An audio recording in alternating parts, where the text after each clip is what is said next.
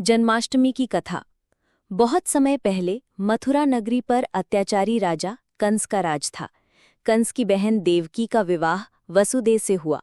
विवाह के समय एक आकाशवाणी हुई, कंस, तुम्हारी बहन देवकी की 8वीं संतान ही तुम्हारा वध करेगी। ये सुनकर कंस क्रोधित हो गया और देवकी वसुदेव को कारागार में बंद कर दिया।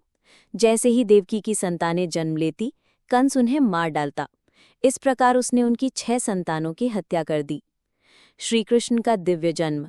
जब 8वीं संतान का समय आया, तब भगवान विष्णु ने देवकी वसुदेव के सामने प्रकट होकर कहा, मैं स्वयं तुम्हारे पुत्र के रूप में जन्म लूंगा और कंस का विनाश करूंगा। भाद्रपद मास की कृष्ण पक्ष की अष्टमी की मध्य रात्रि को श्रीकृष्ण का जन्म हुआ। उस समय कारागार के पहरेदार सो गए, ताले और बेड़ियां खुल गईं और द्वार अपने आप खुल गया। वसुदेव ने शिशु कृष्ण को टोकरी में रखा और यमुना नदी पार करके गोकुल पहुंचे। वहां उन्होंने बालक को नंद बाबा और यशोदा को सौंप दिया और उनकी बेटी योग माया को लेकर कारागार लौट आए। बाल लीला। गोकुल में श्रीकृष्ण ने यशोदा के पुत्र के रूप में परवरिश पाई। बचपन से ही उन्होंने अनेक दैत्य जैसे पूतना, बकासुर आदि का वध किया।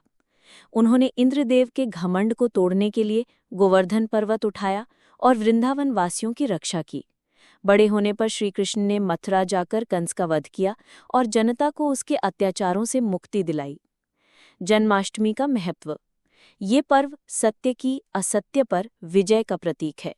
ये हमें विश्वास, भक्ति और धर्म की रक्षा का संदेश देता है। इस दिन व्रत, भजन कीर्तन, रासलीला और दही हांडी जैसी परंपराएं होती हैं। जन्माष्टमी केवल भगवान कृष्ण के जन्म का उत्सव नहीं, बल्कि आनंद, प्रेम और धर्म की विजय का पर्व है।